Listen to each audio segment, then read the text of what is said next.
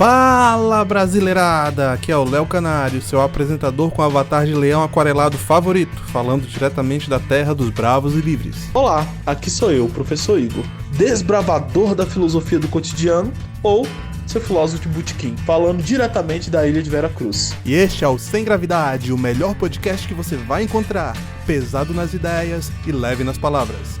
Hoje falaremos sobre a Guerra Fria e suas implicações históricas. Vem com a gente que hoje o papo tá tenso de apreensivo.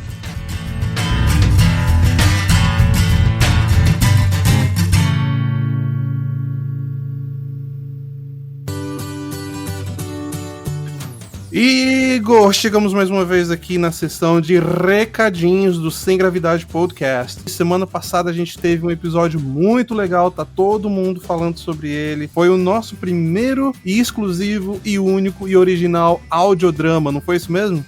Exatamente, se chama A Estátua. Se você ainda não conferiu, fique à vontade para assistir e degustar desse audiodrama em todas as nossas plataformas. Fala da história da menina Vanessa, uma moça contemporânea vivendo agora nessa sociedade de tecnologias da informação e totalmente politizada. Fique à vontade para conferir no Sem Gravidade Podcast. É isso aí. Nós ainda convidamos vocês a nos seguir no Twitter, no @semgravidade_pc, no @Léo Sem Gravidade e no @Igor S Gravidade. Também estamos com a página no Facebook, lá sempre fazemos alguns drops dos momentos especiais de cada episódio e também no YouTube. Se inscrevam e continuem nos seguindo. Temos ainda o nosso e-mail, o semgravidadepodcast@gmail. Lá você pode nos mandar sugestões, comentários, pode falar bem da gente, se for falar mal não manda não, mas a gente tá lá e a gente recebe tudo e lê tudo também, não é isso, Igor?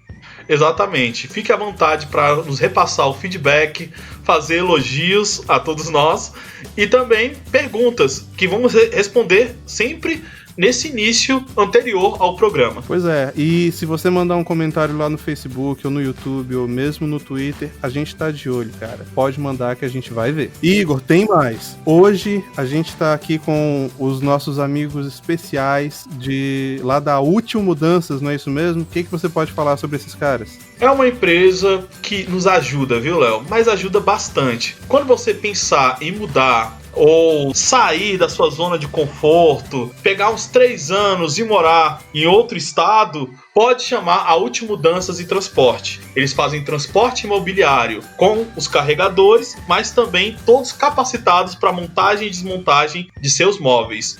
Mas não vai dar para passar o meu sofá em determinado apartamento. Não se preocupa, eles estão sempre preparados. Também fazem içamento, tanto com maquinário quanto aquele envolvido com todo o material necessário. Pois é, e fora isso, eles ainda fazem transporte de carros, transporte de motos, transporte de caminhões. E como eu fiquei sabendo, cara, eles não vão dirigindo não, eles colocam tudo na cegonha.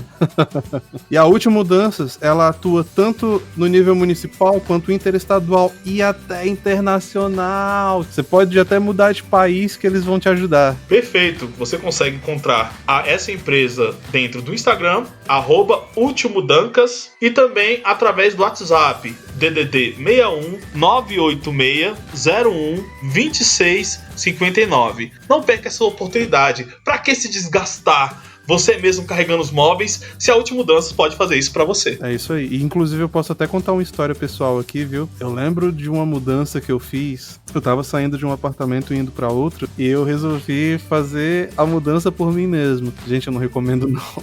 Algum de vocês aí já tentou descer sozinho uma máquina de lavar? Eu tentei. Foram 2 dias escadeirado. Então, contrata os caras da Útil Mudanças. Eles vão te ajudar. Seu móvel vai ficar limpinho, sem arranhão, vai chegar do outro lado são e salvo. Exatamente, Léo. E agora, fica com o programa.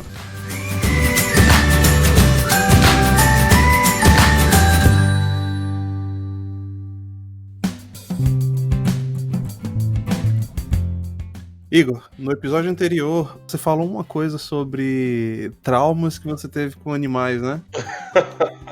Isso me fez lembrar uma história. Eu lembro que quando eu era novo, tinha uma chácara que eu ia junto com um tio meu E essa chácara, o pessoal ia pra jogar bola e tal. E eu ainda era menino, tinha o quê? Uns 12 anos. Com os amigos que tinham lá também, que tinham mais ou menos essa mesma idade, a gente ia catar mangas. A gente ia, sei lá, subir em cima dos pés de árvore e a gente ia catar manga. Aí teve esse dia que a gente tava indo catar manga e o dono lá da chácara, ou era o caseiro, não sei, ele tava voltando não sei de onde com o cachorro dele. Uhum. E, cara, era um Rottweiler, velho. Um monte de pé de manga, né? Um ao lado do outro. E uns 100 metros pra frente, eu e meu amigo, a gente bate o olho no cachorro. E o cachorro retribuiu. Ele bateu o olho na gente também. O cachorro deu aquela encarada com a orelha em pé, tipo, o que vocês estão fazendo aqui na minha área? Caseiro, o dono, sei lá, não lembro mais. Ele olhou pra gente assim e só falou, não corre. Gritou, não corre. E o cachorro olhando pra gente. Aí eu olhei pro lado assim pra falar pro meu amigo, cara, não vamos correr não, vamos andando devagarinho. Eu continuo olhando pro cachorro e vai só andando de costas. Só que quando eu olhei pro lado, cara, a única coisa que eu achei foi o lugar mais limpo. Meu amigo já tava longe. E sabe aquela coisa que acontece assim, em questão de meio segundo? Uhum. Você olha pro lado, não tem mais nada. Você olha pra frente, o cachorro tá vindo. Uhum. É engraçado como falam que tua vida passa na tua mente em um instante, né? Uhum. Só que assim, desde pequeno, eu tenho essa mania de ficar pensando em coisas, sabe? Tentando pensar à frente no que eu vou fazer e tal. Aí, na hora que eu olhei o cachorro vindo, eu pensei, cara, eu tenho que subir num lugar alto. Pra trás, tinha o campo de futebol e o campo tinha tipo aquelas grades gigantes de Camp Society, sabe qual é? Uhum, e eu pensei, eu posso subir lá, ou posso subir na árvore, ou posso ficar aqui e morrer. Só que, nessas horas, cara, não adianta você pensar em nada. A única coisa que acontece é que você fica lá e morre mesmo. Uhum. Por sorte, o cachorro era bem adestrado, apesar de ser um Rottweiler, sabe? Que eu não sou muito fã de Rottweiler, né? Eu acho que esse cachorro tem um parafuso a menos. Mas aí o dono deu um berro no cachorro e apesar do meu amigo ainda tá correndo, acho que até hoje ele tá correndo, o cachorro parou e não atacou não, mas, cara, isso foi um trauma de infância, viu? Sorte, cara, porque o Rottweiler, ele é um cachorro de guarda mesmo, né? Pra um cachorro ser de guarda, ele tem que ter esse drive. É assim, entrou no meu território, eu vou pra cima. E ao mesmo tempo, ele tem que saber parar na hora certa. E a mordida do Rottweiler é muito mais forte do que a mordida do Pitbull. As pessoas não sabem disso, mas a mordida do Rottweiler é devastadora. Tá entre as mordidas mais fortes. Pensa aí, um menino de 12 anos contra um Rottweiler. Quem ia ganhar?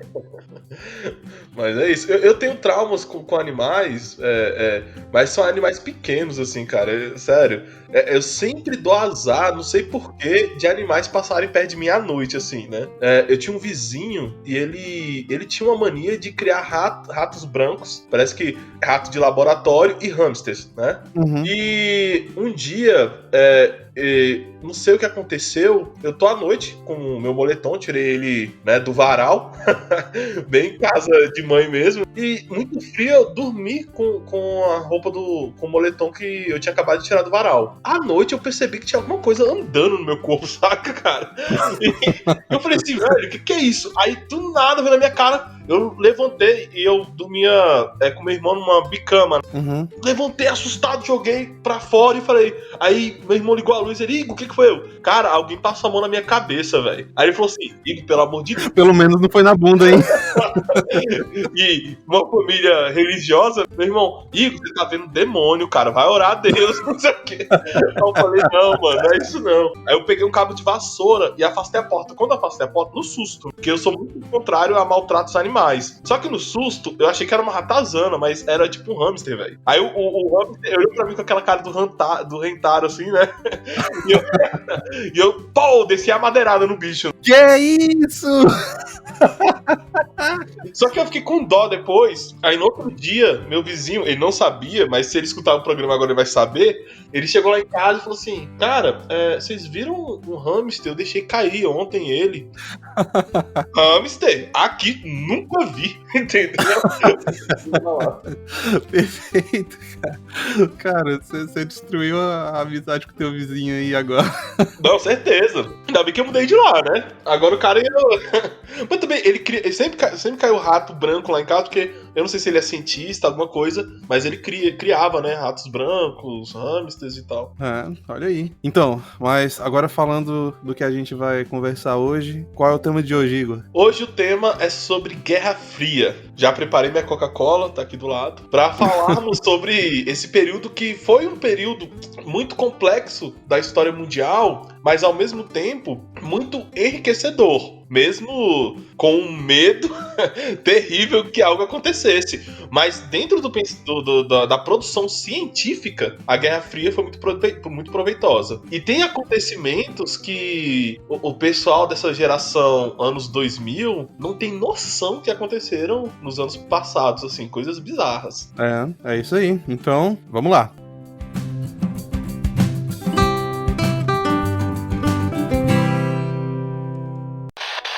But both peace and freedom. Those who have freedom. To end the war and bring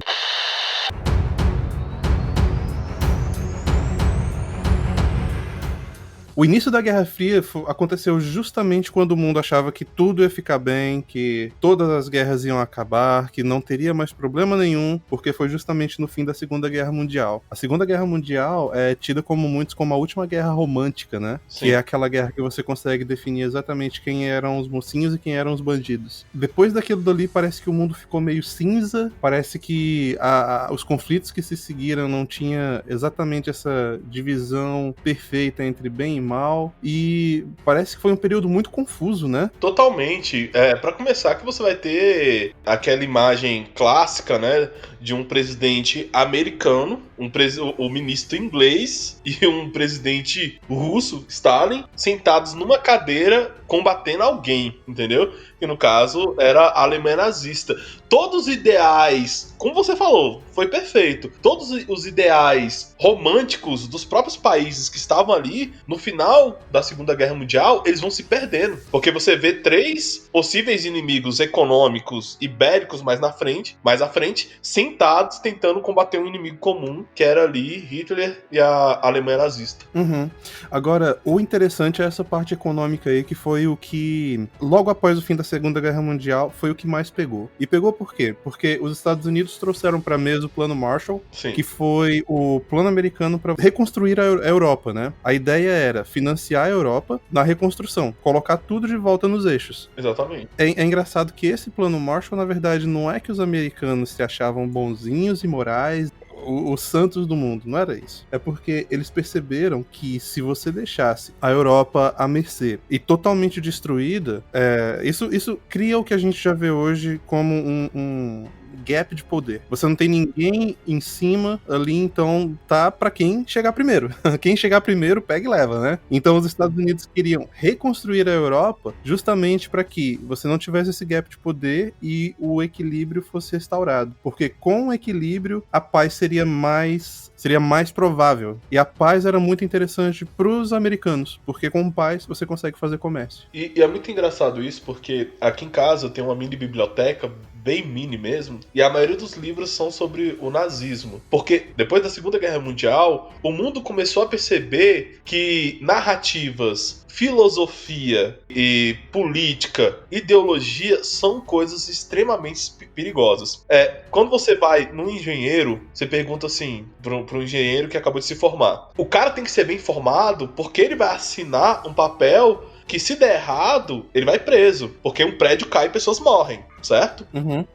Mas qual é a responsabilidade do filósofo e do ideólogo? Porque se alguém comprar a ideia desses caras, dependendo da ideia que for, milhões de pessoas morrem, não é só um prédio. Então, a partir desse momento, eu acho que o mundo percebeu que as narrativas e ideologias, elas têm muitos perigos e potencializados quando caem na mão de políticos. E a partir disso, o Plano Marshall começa a entrar em execução. Pois é, Agora aí entra num ponto interessante, que olha só, os Estados Unidos ofereceram um plano Marshall pra toda a Europa, e isso incluía a Rússia. A Rússia tá ali na Ásia, né, mas tá tudo junto ali, tudo misturado. Tem até alguns autores que chamam o continente de Eurásia, em vez de Europa e Ásia, mas os Estados Unidos ofereceram um plano também pros russos. Mas aí que aconteceu bom, na época era até previsível, né, mas aconteceu um dos reveses, que os russos, liderados por Stalin, né, falaram, não, quero não. E por que eles não queriam? Porque Stalin acreditava piamente que o socialismo era o futuro da humanidade e que os capitalistas iriam sucumbir pelo próprio egoísmo. Ele tinha pra ele que isso era mais do que certo e que ele deveria liderar o mundo nessa nova era de prosperidade. Então ele pensava, cara, se eu receber esse dinheiro aqui, eu tô me tornando meio que um subalterno ao capitalismo. Eu tô admitindo a derrota da minha ideologia. Perfeito. E é muito bom falar um pouco do pensamento de Stalin, que dentre aqueles que... desde a Revolução Bolchevique em 19, Stalin, ele já era um cara que tinha essa ganância por poder. Tanto que ele já preparava a sua substituição como o governante pós-Lenin antes de Lenin ter qualquer indício de doença ou de morte. E ele já... aquilo que a gente entendeu como aparelhamento do Estado começa em Stalin, porque ele já começou a aparelhar o Estado antes da morte de Lenin, entendeu? E depois que assumiu o poder, ele afastou todos os rivais, inclusive Trotsky, que era também um ideólogo do comunismo. E a gente vê isso daí naquele livro de George Orwell, A Revolução dos Bichos, que ele faz uma paródia da Revolução Russa. Na alegoria dele, você tem o porcão-chefe, que representa Joseph Stalin, e você tem o outro porquinho, que é o Snowball, se eu não me engano, que representa Trotsky. E em uma parte do livro, cara, o porcão-chefe simplesmente coloca o Snowball pra correr. No caso, Stalin põe Trotsky pra correr. E ele põe pra correr por quê? Porque em uma ditadura você só pode ter um líder, né, cara? Você não pode ter vários. Não pode ter poder paralelo ao Estado. E percebe, isso aqui é importante dizer... E muitas vezes quando eu explanava isso dentro da universidade para alguns amigos, eles se chocavam. Movimentos sociais é coisa do capitalismo. Não existe movimento social no comunismo, entendeu? Comunismo é pensamento único. Por mais que você tenha a ideia de sovietes, né, de organização de trabalhadores, não. Você tem um aparato estatal e é o aparato estatal que manda. A ordem sempre vem de cima para baixo diretamente. O movimento social é algo do capitalismo, que você tem uma liberdade, né, uma liberdade econômica, liberdade de expressão, onde as pessoas podem manifestar o que elas quiserem. Tem até uma piada, cara, da época de Reagan. Reagan era famoso pelas piadinhas dele, né? Total. Ele falou assim, eu sei que eu tô pulando um pouquinho pra frente, mas é só uma piadinha. Eu não vou falar mais sobre o Reagan não, antes da gente chegar nessa... Ele falava bem assim, um americano, ele chegou pra um russo, né? E ele falou assim, a melhor coisa que existe sobre a América é que nós temos liberdade pra falar mal do nosso próprio presidente. E o russo olhou pro americano e falou assim, isso não é liberdade. Nós aqui na Rússia também temos liberdade pra falar mal do seu presidente.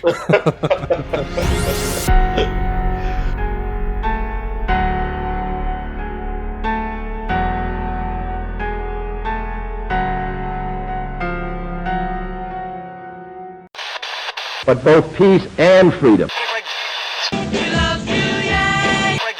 Those who have freedom. To end the war and bring... Você prova a liberdade de um país, e nisso a gente já pode entrar em várias discussões atuais sobre... Não vou entrar nesse assunto não, mas diz que você pode provar a liberdade do seu país quando você consegue colocar uma cadeira em frente às instituições e xingar elas. Se você não pode fazer isso, não existe liberdade no país. Eita, a gente podia entrar em um tema atual aí, hein? Mas não vamos não, fica só na expectativa mesmo. Mas esse ideal começa ali na Guerra Fria, porque ninguém podia falar mal do governo, né, ali na União Soviética. Agora, aqui no Ocidente, temos liberdade de xingar os presidentes, ou pelo menos esse era o ideal que tem que ser seguido, né? Aqui no Brasil, hoje em dia, o presidente você pode xingar. Agora, certas instituições que são como é que a gente pode falar? A suprema moral e ética do país. Essa aí, meu amigo, não pode não. Eles são lindos e maravilhosos. Já deixa avisado aqui, tá? E vale lembrar que nosso primeiro episódio, inclusive você que está nos escutando agora, retorne lá o nosso primeiro episódio. A gente fala um pouco sobre essa questão da liberdade de expressão. Como é importante para a teoria do conhecimento, como é importante para a economia a liberdade de expressão. Mas vamos voltar aqui ao nosso assunto, né? Pois é, teve um outro fator também durante essa época que girou muito a mente dos líderes daquele período ali, que foi justamente a bomba atômica. Foi o que fechou a Segunda Guerra Mundial. E, cara, a bomba atômica hoje se tornou uma coisa assim tão comum, todo mundo tem. Até Irã já tem bomba atômica aí, dizem as más línguas, né? Menos o Brasil. Menos o Brasil. Mas assim, pro Brasil é só uma questão de querer, né? Eu tenho um problema, quando a gente começa a estudar um pouco sobre a Guerra Fria e você começa a projetar os avanços da União Soviética e dos Estados Unidos, eu fico um pouco em choque como o nosso país ainda é muito atrasado nessa questão. Mas continue. A bomba atômica, ela interferiu da seguinte forma: os russos, porque durante a Segunda Guerra Mundial caiu primeiro a Alemanha e os japoneses estavam lá no banzai deles, né? Eles queriam lutar até a morte, ia matar todo japonês antes de você conseguir a rendição dos caras. Então, a Guerra do Pacífico, ela durou além da Guerra da Europa. Os russos, eles já estavam com os planos deles ali de qual seria o pedaço deles. Eles já queriam ali anexar parte da Europa, por exemplo, a Hungria, a Polônia. Eles diziam que aquelas terras ali eram por direito deles, porque eles tinham feito um trato com Hitler em 1938, eu acho, ou 39 talvez. E o Hitler, com a invasão da Polônia, Hitler tinha quebrado o trato. Por causa disso, a Polônia agora é deles. O que pra mim não faz o menor sentido, cara. A Polônia é um país independente, como é que você pode levar embora o que não era dos alemães pra começo de conversa, né? Uhum. Mas então, com a bomba atômica, todos esses planos russos foram por água abaixo. Por quê? Stalin planejava fazer o seguinte: eles dominariam o Japão e durante essa campanha eles iriam negociar com os outros aliados a parte que ficaria com eles. E na cabeça de Stalin, ele pensava: a parte maior ficará comigo, porque eu vou fazer os japoneses se renderem. Só que aí teve só uma coisinha que ele não contava, cara. Só que ele não contava com o Projeto Manhattan. E aí, os americanos, né, testaram essa primeira bomba em Hiroshima e Nagasaki. E o engraçado é que, assim, hoje Hiroshima e Nagasaki são dois nomes que qualquer um reconhece no mundo, mas naquela época, cara, eram só duas cidadezinhas no meio do Japão que ninguém nunca tinha ouvido falar. Sim. É engraçado a gente comentar também que os americanos, eles não tinham uma ideia concreta do poder que essa bomba tinha. Aquilo tudo ali ainda era novo. Por exemplo, boa parte dos cientistas e, enfim, dos militares que estavam envolvidos no teste da primeira explosão nuclear morreram de câncer depois. Porque eles ficaram próximos da explosão e eles receberam ali, bem na fuça, uma carga direta de radiação do vento que a explosão gerou. E também, de certo modo, foi uma revanche americana, né, do Pearl Harbor, que foi aquele ataque japonês às bases americanas. Eu acho que guerra, quando a gente vai falar sobre crime de guerra, crueldades... Crime de guerra não, né, porque hoje em dia a gente tem estabelecido o que seria crime de guerra. Mas quando a gente falar em mortes em guerra, é sempre triste, não tem como ser algo feliz, mas também a gente não pode levar para outros patamares e fazer um anacronismo, né? Olhar com os olhos de hoje, que a gente vive em paz, para um período que era um período de guerra. Não, e sem falar que a conta que os americanos fizeram foi a seguinte: olha, a gente pode levar essa guerra aqui por mais um tempo, e se a gente levar essa guerra por esse determinado, sei lá, por mais um ano, que era, se eu não me engano, era o que os generais estavam projetando, que a guerra duraria mais um ano até eles conseguirem invadir Tóquio. Se eles continuarem com essa linha, você teria que invadir a terra natal dos caras, que eles dominam o terreno, que eles já têm as fortificações e eles já sabiam que japonês era maluco. Na boa, japonês era maluco. Vou dar uma dica aqui. Se você puder, vai na HBO e vê o seriado The Pacific, que é muito parecido com Band of Brothers, mas ao invés de cobrir a campanha europeia, eles cobrem a campanha do Pacífico. E assim, o japonês era banzai. Era tanto no céu quanto na terra. Os caras não têm mais munição, eles vão correndo pra cima de você com uma baioneta, cara. Sim, o kamikaze. Agora, isso também vem muito do espírito espírito samurai dos japoneses, tem uma tradição milenar ali, né? De morte na guerra, morte por honra na guerra. E eles ainda estavam presos naquela ideia de Deus-Estado, né? No caso, o imperador era Deus. E se Deus mandou você morrer, meu amigo, tu morre. Só completando aqui, então isso frustrou completamente o plano dos russos, a bomba atômica, porque assim que os Estados Unidos jogaram a bomba em Hiroshima e Nagasaki, os japoneses falaram, acabou. O imperador fez a primeira transmissão de rádio dele para a nação, foi a primeira vez que 99,9% dos japoneses escutaram a voz do próprio imperador, que eles tinham como Deus, e foi aí, e olha só a ironia, né? A primeira vez que o cara fala em público foi justamente para falar que eles se rendem. Cara, mas deixa eu só fazer um ponto aqui que você abriu, que foi sobre essa questão de guerra, né? E sobre as crueldades da guerra, e é sempre uma escolha em quem vai morrer e quem vai viver.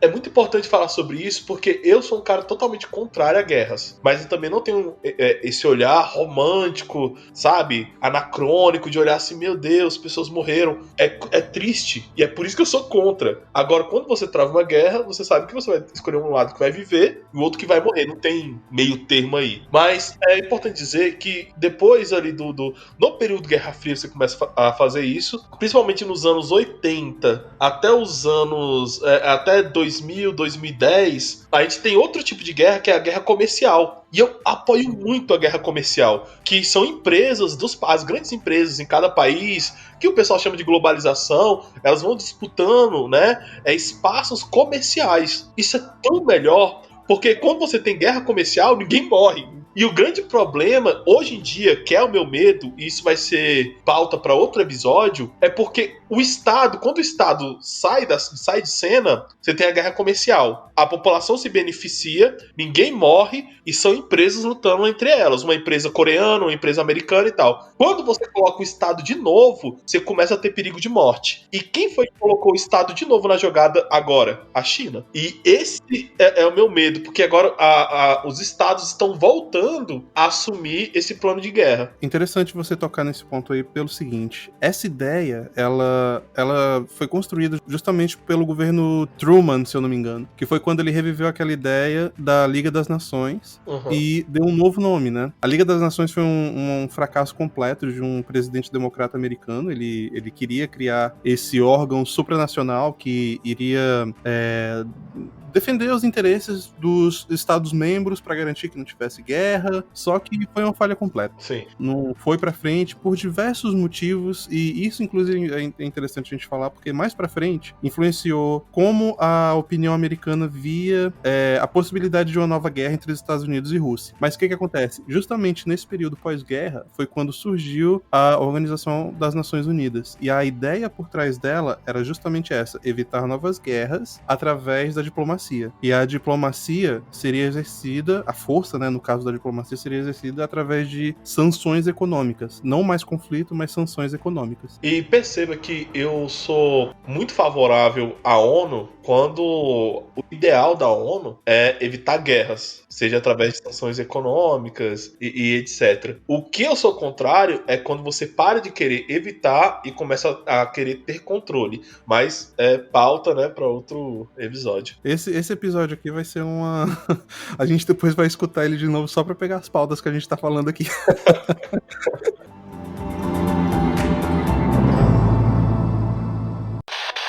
But both peace and freedom. Those who have freedom. To end the war and bring... Outra coisa importante que aconteceu nesse período, logo após a Segunda Guerra Mundial, foi a Revolução Chinesa de 1949. E, cara, essa Revolução Chinesa de 49, ela tá aqui até hoje. Por que eu falo que ela tá aqui até hoje? Pelo seguinte, os chineses, eles já estavam numa, digamos assim, uma guerra civil mais ou menos fria. Tinha conflito, mas não era igual houve, por exemplo, na Guerra Civil Americana, que você teve os dois lados, um guerreando contra o outro. E, assim, depois de vários conflitos, né? Armados e tal, muita gente morreu e a guerra acabou. Não. A guerra civil chinesa, ela já durava o quê? 25 anos, um quarto de século, e ficava nessa de vai e não vai, entendeu? Pra saber quem é que ia ganhar esse negócio. E aí, em 1949, primeiro, deixa eu falar quem é que tava em guerra, né? Você tinha de um lado os nacionalistas chineses e do outro você tinha os comunistas. Em 1949, os nacionalistas simplesmente fogem do país, cara. Eles falam, isso aqui já não tá mais dando certo, a gente vai pular fora e tamo indo, se vira aí. E largou tudo na mão dos comunistas chineses. Agora, pra onde que esses caras fugiram é que me surpreendeu quando eu aprendi sobre esse período. Eles fugiram pra Taiwan, cara. Olha aí. Até hoje, Taiwan é a pedra no sapato do governo chinês, entendeu? Teve um acidente, vamos chamar assim, de acidente diplomático, né? Que aconteceu aqui no Brasil na inauguração da última presidente, eu não sei se é presidente ou se é primeiro-ministro, lá de Taiwan. Porque a China não reconhece Taiwan como um território independente, eles acham que é deles também. E aí a nova presidente foi inaugurada, o Partido Comunista Chinês, através da embaixada em Brasília, eles mandaram uma carta desaforada pra caramba pra Câmara no Brasil, falando que deputado não deveria reconhecer a presidência da mulher lá em Taiwan. Olha aí. Aí os brasileiros, como você sabe que aqui a zoeira impera, lançaram uma hashtag no Twitter, cara, dando os parabéns pra mulher lá, só pra deixar os chineses pé da vida. O brasileiro é tipo aquele cara do fundão da sala de aula, né? Não, o brasileiro é aquele cara assim, se você fala pra ele, não pode, ele é o quê? É agora que eu faço.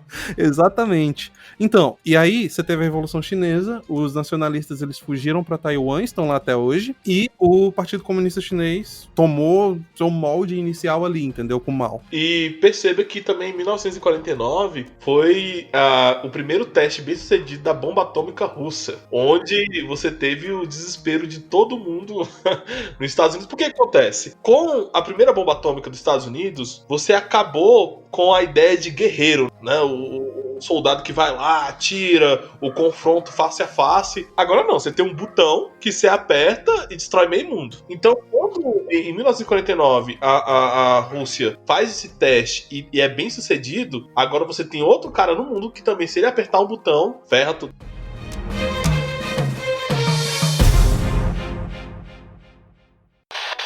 But both peace and freedom. Those who have freedom to end the war and bring. E naquele momento o mundo ocidental estremeceu um pouco também. Uhum. Agora, interessante de se falar, a bomba russa, ela era menos potente que a americana e ela era menos confiável que a americana. Não era garantido que ela explodia toda vez. Assim, você tacava os três ali só pra garantir, sacou?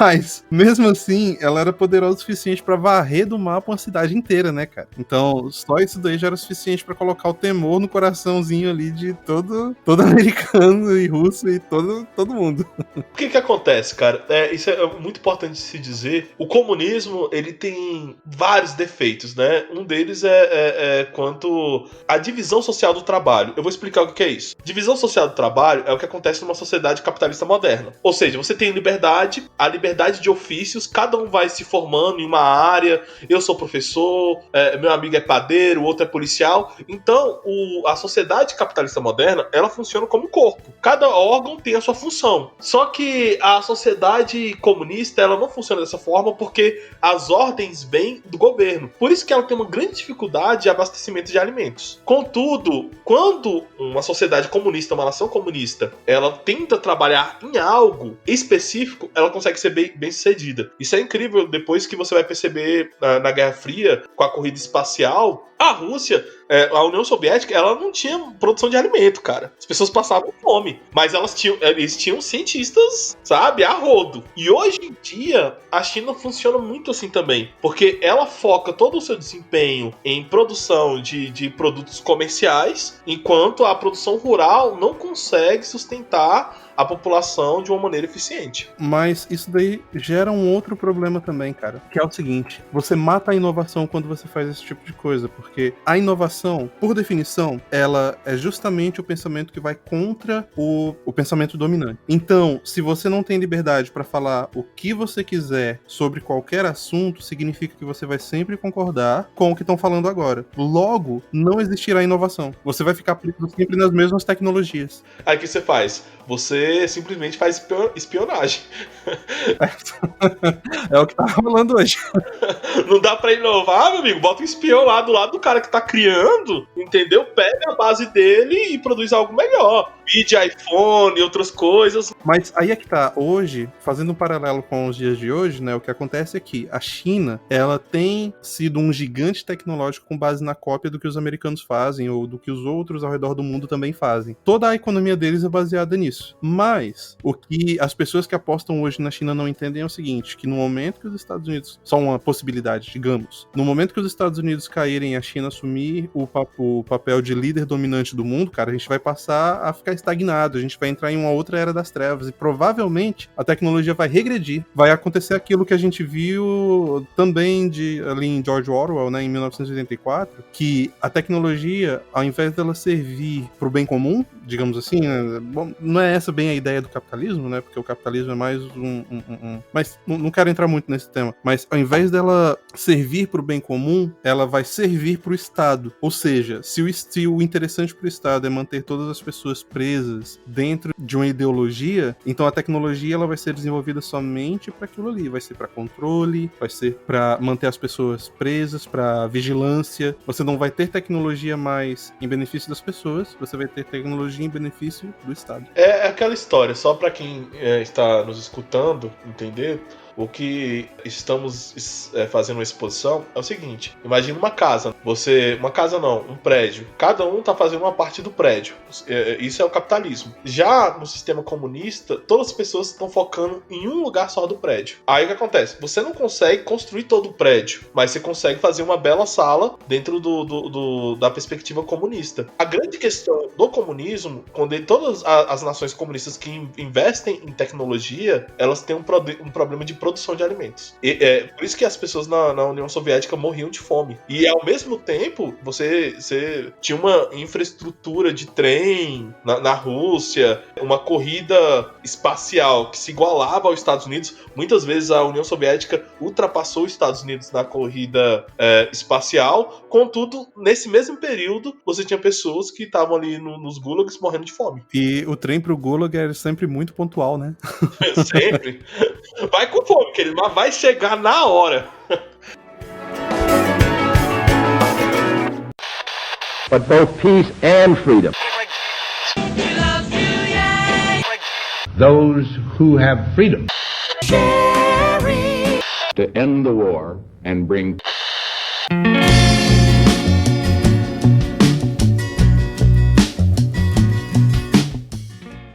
olha só, falando em comunismo, outro fato histórico aí que aconteceu lá nos Estados Unidos, cara. Foi uma prática que foi nomeada de um senador americano da época, que era McCarthy, que hoje a gente chama de macartismo. O que era o macartismo? Você já ouviu falar desse? Não. Cara, muito interessante. Olha só, com Truman no poder, aconteceu um negócio que era meio difícil de imaginar. Primeiro que ele tirou o poder de usar a bomba atômica dos militares e ele colocou na instituição civil da presidência. Isso foi uma mudança de paradigma no mundo, porque o que você tinha antes era o quê? A gente coloca quem manja de guerra, quem manja de luta, de porrada, pra lidar com todas as armas. Você tá indo na missão, você escolhe qual é a arma que você vai usar, entendeu? Só que quando surgiu a bomba atômica, eles falaram, cara, isso daqui é poderoso demais e pode causar um desastre tão grande que a gente não pode deixar na mão dos militares. Então vai pra área política. Exatamente. A gente tem que levar isso pra área política, porque senão pode acontecer o quê? Tá tendo uma guerra. Beleza, já foi autorizado pelo Senado. E aí, de repente, o mundo descobre que um militar, porque ele achou da cabeça dele que tinha que ganhar aquela guerra ali, entendeu? Foi lá e tacou uma bomba atômica na cabeça dos russos. E aí, como é que você lida com um problema desses, né? Então, assim, apesar de eu ser um crítico do Truman, essa decisão foi acertada. Agora eu entendi naqueles filmes, né? A maioria desses filmes sempre é o seguinte, quando vem algum alienígena China ou alguma guerra, eles sempre ligam pro presidente, né? Presidente, podemos apertar o botão? Aí ele vai lá e fala, pode. Mas assim, se for pra você usar, por exemplo, um fuzil, cara, quem vai definir a melhor forma de usar o fuzil é o general, cara, entendeu? É o capitão ali que vai falar quais armas que você vai usar. Agora, quando a gente fala de tecnologia nuclear, aí a coisa muda. Aí quem controla é a sociedade civil, não os militares. Mas então, macartismo. Com a ascensão do governo comunista e dessa polarização que aconteceu logo após a Segunda Guerra Mundial entre um lado Rússia e do outro Estados Unidos e as duas representavam lados opostos de visões de mundo, e com essa ideia de você tirar o poder da bomba atômica dos militares e colocar ela na mão dos civis, aconteceu uma coisa no mínimo curiosa. Os espiões russos, eles tinham uma ideia melhor do arsenal nuclear americano do que os próprios generais.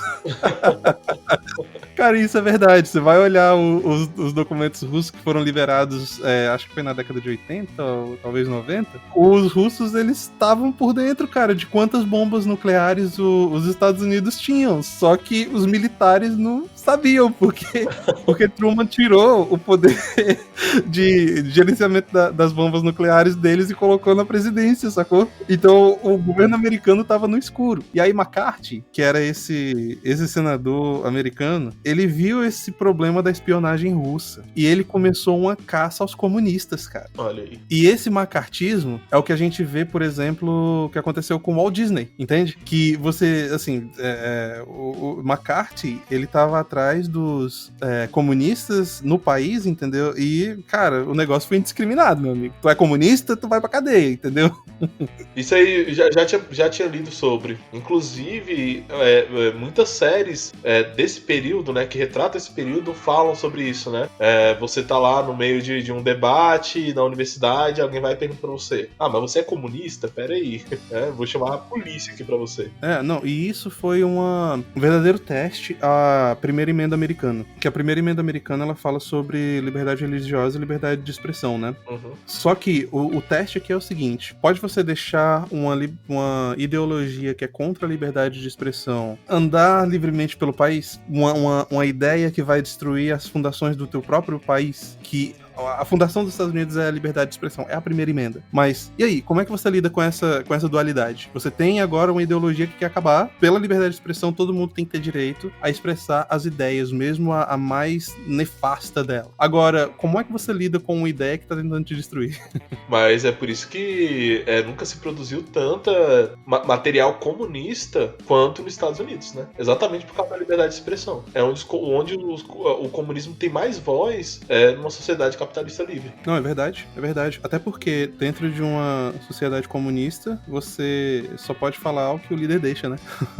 Totalmente. Aí a gente parte, então, pro próximo grande evento, que foi em 1950, a Guerra das Coreias. A Guerra das Coreias começou em 1950. Essa guerra aqui, ela definiu muita coisa. Primeiro, ela foi uma guerra claramente entre as duas potências, sem nenhuma das duas dar um tiro direto na outra. Olha aí. Aqui em 1950, você já tinha a União Soviética, que ainda não se chamava Rússia, né? Interessante isso. Sim. Você era a URSS. Você tinha a União Soviética, que já tinha capacidade nuclear, e você tinha os americanos que também tinham capacidade nuclear. Então, você tinha ali o governo Truman, que o cara, ele, bom, assim, primeiro, ele não tinha bolas. Essa era a verdade. Truman era um bundão. E ele sabia dos riscos que haviam de entrar em um conflito direto entre Estados Unidos e Rússia, mas surgiu um conflito ali entre a Coreia, que naquela época era só um país, tá, gente? Nem sempre foi norte e sul. O norte, ele se declarou comunista e recebia apoio financeiro da União Soviética. O sul era capitalista e recebia apoio financeiro dos americanos. Isso foi o que marcou todo esse período da Guerra Fria, que foi essa guerra de influência. Você tinha uma das potências tentando influenciar um dos players no mundo a lutar a guerra por eles com um player contrário. Então, a Guerra das Coreias é o que exemplificava essa forma política que tomou o mundo durante esse período. Você tinha o norte comunista contra o sul capitalista, e você tinha as duas potências enfiando grana, arma e dinheiro para tentar dominar o outro lado, mas sem se envolver diretamente. E perceba que porque essa guerra de ideologias, ela atravessou o mundo. Porque a maioria desses países, eles já estavam em conflito. A gente provavelmente não vamos entrar muito hoje na questão brasileira e latino-americana um pouco, talvez, mas todo mundo, ele passava por uma crise de lideranças. A partir do século XIX, que você teve várias ideologias e formas de pensamento criados, agora, no século XX, você tem as pessoas querendo colocar em prática esses ideais. E como esse país estava em conflito, quando a gente for falar sobre a Revolução Cubana, a gente vai trabalhar um pouco sobre isso. Até o início da Revolução Cubana, você não tinha o ideal de como seria Cuba depois da Revolução. Tanto que a Cuba, ela vai se identificar com o espectro comunista do meio pro final da Revolução. Mas no início, você tinha o ideal que Cuba seria uma sociedade capitalista. Aí você tem um ponto interessante que é importante a gente falar aqui. Em 1953, Stalin morre. E depois de uma sucessão meio conturbada, Khrushchev, que era um protegido de Stalin, né? Khrushchev sobe ao trono, digamos assim. Não era chamado de trono, mas é o que era de verdade, né? Khrushchev, ele era um cara muito doido, literalmente. O cara era temperamental, ele era pavio curto, ele tinha umas estratégias muito loucas. Vale lembrar que Nikita Khrushchev foi um dos caras que quase explodiu o mundo, viu? A Terceira Guerra Mundial só não aconteceu por muito pouco. Porque o Nikita Khrushchev, ele era realmente meio, né, Rottweiler da Rússia. Cara, Khrushchev era cachorro doido, entendeu? Cara, os apoiadores dele dentro do governo não faziam ideia do que ele ia fazer a seguir, entendeu? Porque hoje ele acordava de bom humor, quando dava meio-dia ele falava, vou explodir essa merda, é bomba atômica pra todo lado mesmo, e cadê aquele bundão daquele Truman?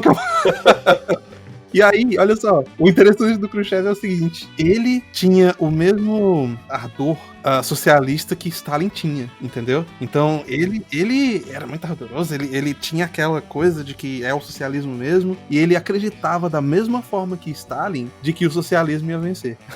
Coitado. Foi com base nesse pensamento que ele viu Cuba como a menina dos olhos, porque, olha só, imagina só, o único lugar no mundo que realmente tinha havido essa adesão completa a Marx era justamente na Rússia, entendeu? De forma natural, que eu digo, e não forçada, não com influência. E aí ele vê do outro lado do mundo, pertinho dos americanos, surgir uma nação comunista do nada.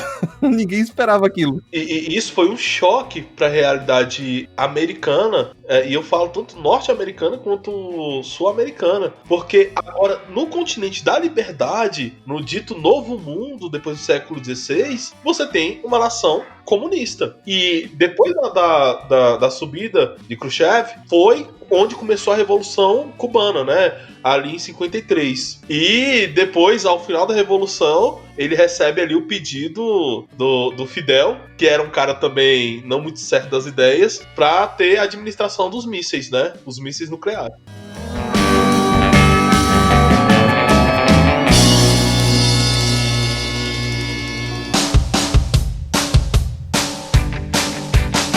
E chegamos ao fim de mais um episódio do Sem Gravidade Podcast, pesado nas ideias e leve nas palavras. Se você gostou do episódio, nos dê uma boa avaliação no iTunes, Spotify ou no seu aplicativo de podcast preferido.